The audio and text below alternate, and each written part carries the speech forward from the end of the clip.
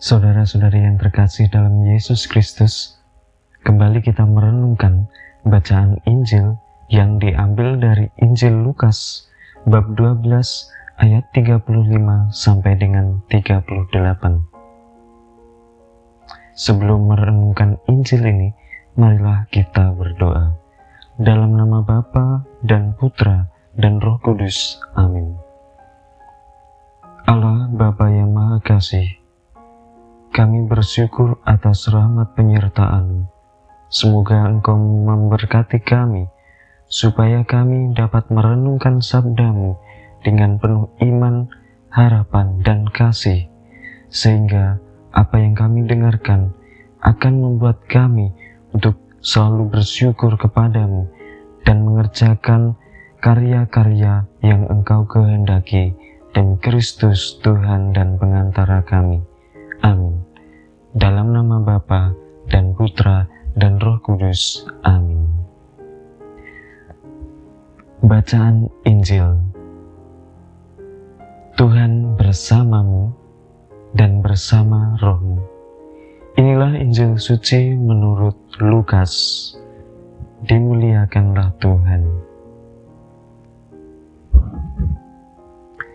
Yesus berkata kepada murid-muridnya, "Hendaklah pinggangmu berikat dan pelitamu tetap menyala. Hendaklah kalian seperti orang yang menanti-nantikan tuannya pulang dari pesta nikah, supaya jika tuannya datang dan mengetuk pintu, segera dapat dibukakan pintu. Berbahagialah hamba yang didapati tuannya sedang berjaga ketika ia datang. Aku berkata kepadamu, sesungguhnya ia akan mengikat pinggangnya dan mempersilahkan mereka duduk makan, dan ia akan datang melayani mereka. Dan apabila ia datang pada tengah malam atau pada dini hari, dan mendapati mereka berlaku demikian, maka berbahagialah para hamba itu." Demikianlah sabda Tuhan. Terpujilah Kristus. Saudara-saudari yang terkasih dalam Yesus Kristus, kita sudah mendengarkan bacaan. Yesus menghendaki supaya kita berjaga-jaga. Apa arti berjaga-jaga? Berjaga-jaga atau waspada adalah sikap di mana kita akan dapat melakukan sesuatu yang dikehendaki Tuhan karena kita menyadari bahwa kita ini adalah orang yang ingin masuk ke dalam kerajaan surga.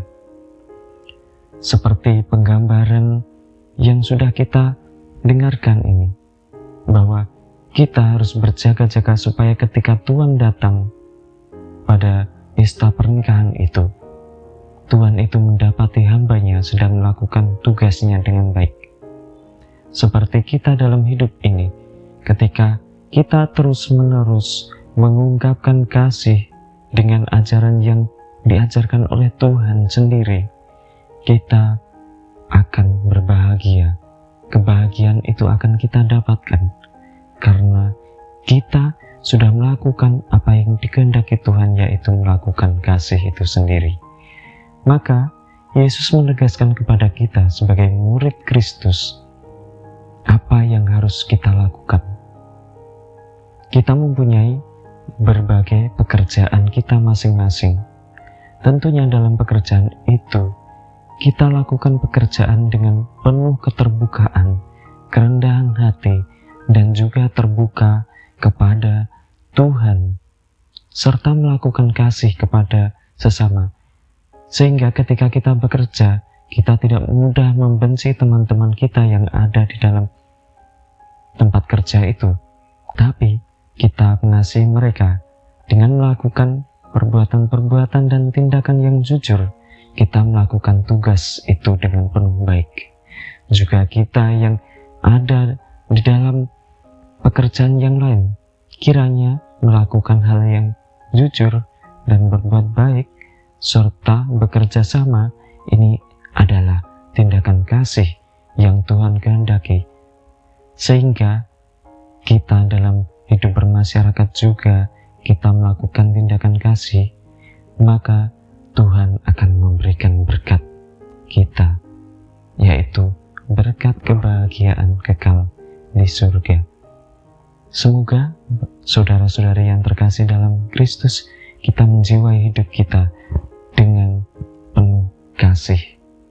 Karena dengan kasih, kita akan mendapatkan rahmat itu, seperti kita berjaga-jaga untuk kehidupan yang kekal. Semoga Tuhan memberkati. Amin.